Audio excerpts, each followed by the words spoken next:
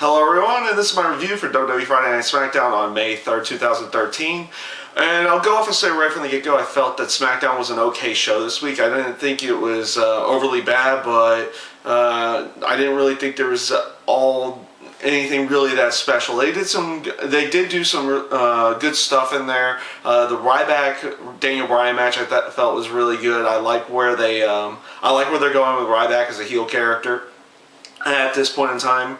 Until I also somewhat liked where they were going with Randy Orton and Big Show at this point. I'm interested to see what kind of match that they'll probably put them in for the Extreme Rules pay-per-view.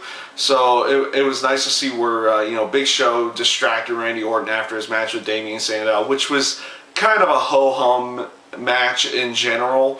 Not as long and not as good as they've done in the past, but nothing horrible about it either.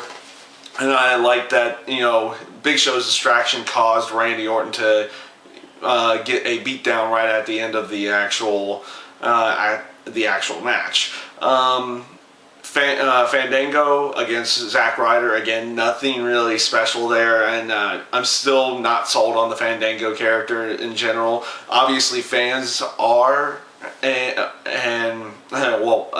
other fans are sold on the character at this point in time. I'm just not yet.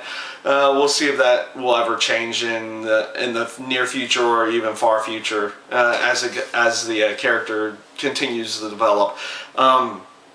I actually somewhat liked where they were going with the whole Mark Henry Sheamus deal. I've never been a big fan of them just doing an arm wrestling match on the show. I somewhat liked that they kind of just went with okay, Mark Henry won, and then Sheamus challenged him to do it left-handed, and then did basically what he did on Monday night, which was distract him, punch him, and then bro kick him. The only problem that I had with the segment in general is that it just took way too long to get to that point. You had the arm wrestling contest, and then you had probably another good 5 minutes of talk between the two of them before they actually attempted to do the left-handed challenge, and then of course everything that happened after that. So I liked where they went with it, but it took way too long for it to get there in my mind. And it just kind of hurt that entire segment in general at that point in time. This will basically lead me into where the last little area I wanted to talk about, which was the build between Team Hell No and the Shield. I like the backstage segment in general, where you have Daniel Bryan out there, and the Shield attacks him, and you see the continued beatdown going into the entire thing. I like the aspect that they confiscated one of the tag title belts. Also, the promo in there was well delivered again, which of course led into other backstage promos where you had Kane talking about how he's going to get revenge for Daniel Bryan and his brother The Undertaker from the week before. Liked where they went with that. And then, of course, the match between Kane and Dean Ambrose was actually a really good match. Again, Dean Ambrose's finishing move looked a little awkward to me.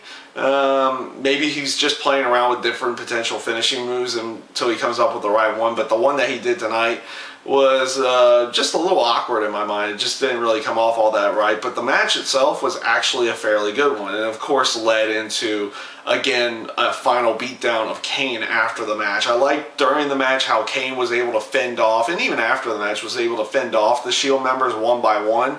But as soon as they finally got to him, it was pretty much a done deal.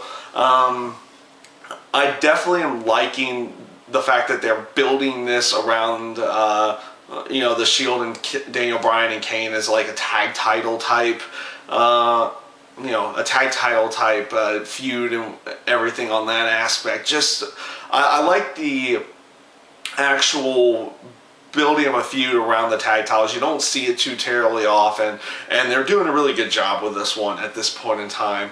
So hopefully it won't be like a one and done deal where they just do one match at Extreme Rules for the tag titles. Hopefully either if Shield picks up the tag titles at that point, or if they don't, you'll continually see a few more matches going into the future after that. I definitely like where they're going with that feud.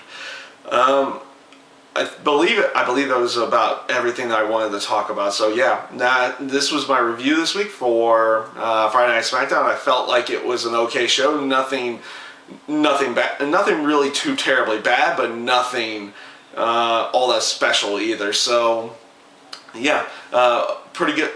Not a pretty good show, just an okay show. Kind of ho hum, nothing bad, nothing, or more good than bad, but nothing really great in that sense. So yeah, again, this is my review for Friday Night Smackdown this week. I thank you guys for watching, and I hope you enjoyed.